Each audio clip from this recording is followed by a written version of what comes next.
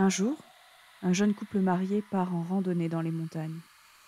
Alors que le soleil commençait à se coucher, ils réalisèrent qu'ils étaient perdus.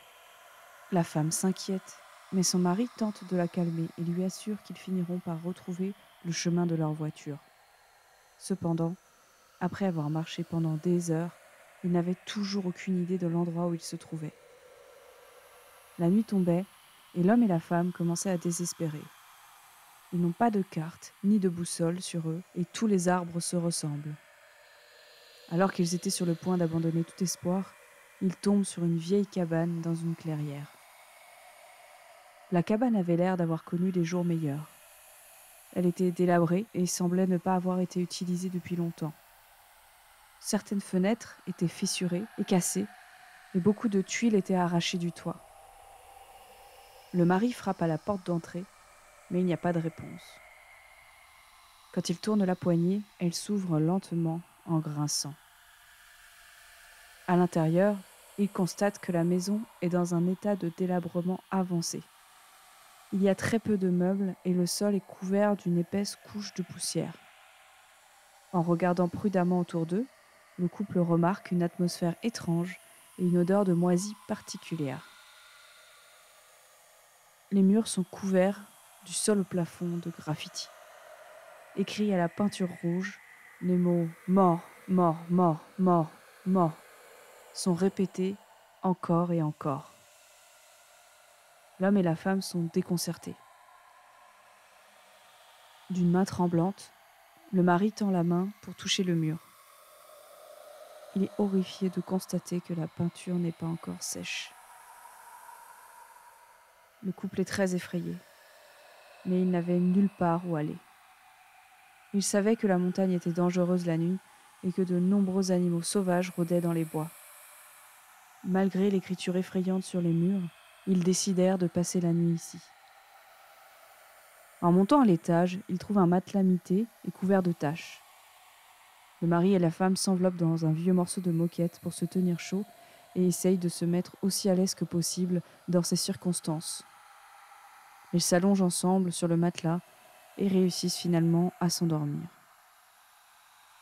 Peu après minuit, le couple est réveillé par un étrange bruissement. On aurait dit que quelqu'un ou quelque chose se déplaçait à l'extérieur de la cabane. « Tu as entendu ça ?» demande sa femme. « Je pense qu'il y a quelqu'un dehors. » Son mari écoute pendant un moment, mais n'entend rien. Il sort du lit et s'approche de la fenêtre. Il faisait trop sombre dehors pour voir quoi que ce soit. Il ouvre la fenêtre et passe la tête dehors. « Qui est là ?» a-t-il appelé nerveusement. Pas de réponse. Il était sur le point de se recoucher quand sa femme lui dit « C'est peut-être quelqu'un qui ne peut pas parler. » Le mari retourne à la fenêtre et dit « Y a quelqu'un là-bas ?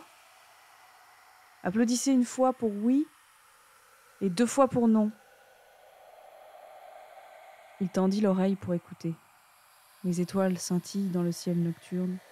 Les grillons gazouillent bruyamment. Tout à coup, il entendit un grand.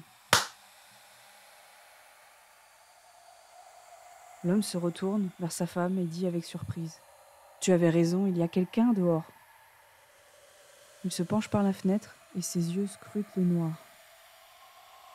Il ne pouvait rien distinguer dans l'obscurité totale. « Êtes-vous le propriétaire de cette cabane ?» demande-t-il. «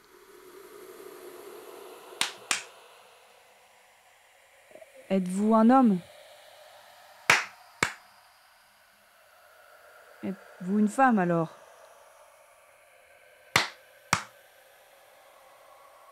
Êtes-vous un humain ? »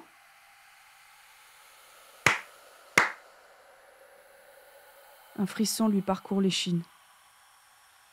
Il déglutit et coassa. « Êtes-vous venu seul ici ? »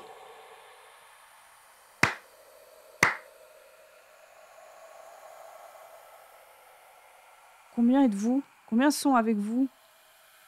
Frappez une fois pour chaque personne.